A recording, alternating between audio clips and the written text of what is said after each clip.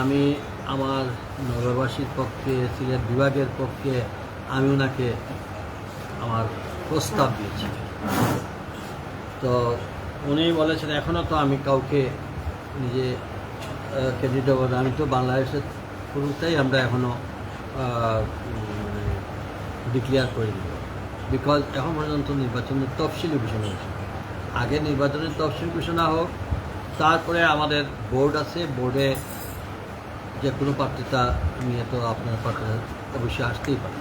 তা আমার এটা বিবেচনায় রাখছে।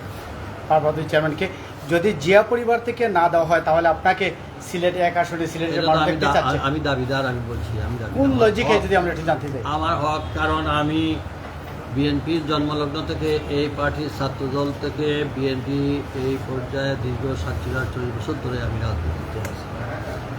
আমি জেলার সেক্রেটারি ছিলাম, মহানগরের প্রেসিডেন্ট ছিলাম, আমি অনেক তো দীর্ঘদিন এই মানুষের সহজে আমি কমিশনার ছিলাম, আমি 2 বার মেয়র ছিলাম। এই প্রতিকূল অবস্থার মধ্যে আমার জনগণ আমাকে ভোট দিয়েছে, দল আমাকে এই পর্যায়ে নিয়ে আসছে। কাজেই আমি তো প্রার্থী হতেই পারি। তা আমার মূল দাবি হচ্ছে আমার ব্যক্তিগত দাবির জন্য আমি এখানে যাই। আমি দিয়েছি 19টা সিটে যাতে আমরা জয়লাভ করতে পারি।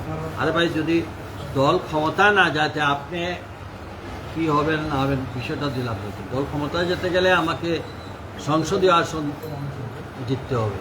এবং আমি পার্টিকুলার কারোর পক্ষে কারোর বিপক্ষে, আমার বক্তব্য একটাই যে এই ওনাদের উপস্থিতির কারণে যদি আমি 19টা সিটে ম্যাক্সিমাম সিট আমি দিতে পারি, এটাই হবে আমাদের অ্যাচিভমেন্ট, এটাই আমাদের নেতাকর্মীদের মানে জন্য আমাদের একটা, আমরা কর্মীরা উৎফুল্লভাবে কাজ করতে পারি।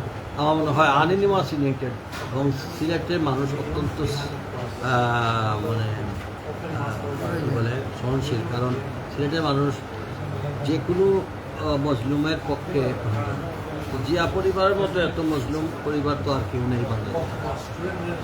হ্যাঁ, উনি ওনার ভাই হারাইছে, আজকে আমাদের নেত্রী অসুস্থ, আমাদের উনি নিজে নির্যাতিত হয়েছে, বাড়ি দিয়েছে, সব উনি আমাদের এই মাটির জামাতাও সব মিলিয়ে, এবং তিনি নির্বাসনে 17-18 বছর ধরে আছেন লন্ডনে। এখানে তো সিলেট বিভাগের মানুষের সঙ্গে তার মানে 24টি ঘন্টায় না নির্বাচন। তো আমাদের তো দাবি থাকতেই পারে, আমাদের নেতা আমাদের এখান থেকে, এটা তো খুশির কোনো কারণে। এবং আমার মনে হয় আমি এটা বলে আসার পরে আমি আজকে বাসায় পৌঁছাবো, আমি এয়ারপোর্টে কোনো রিসিপশন আমি বলছি না। আমাদের নেতা আমাদেরকে, আমার প্রথম পদক্ষেপটাই আপনাদের বোঝা উচিত।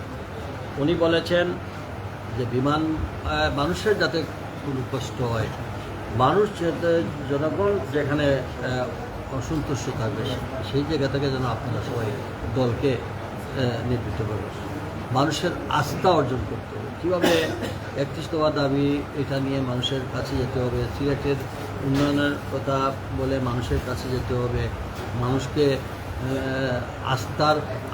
আস্থায় নিতে হবে। জনগণ আমাদের উপর যেন স্বতঃস্ফূর্ত হবে, জনগণ আমাদেরকে, আমরা আমাদের সকল কার্যক্রম, সমস্ত অ্যাক্টিভিটি, রাজনৈতিক কর্মকাণ্ড সবই জনগণের ভালোবাসে।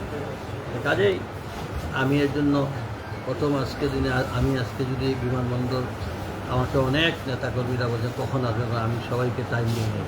আমি বলছি আমি অন্য এক সময় আসবো। কেন দিইনি?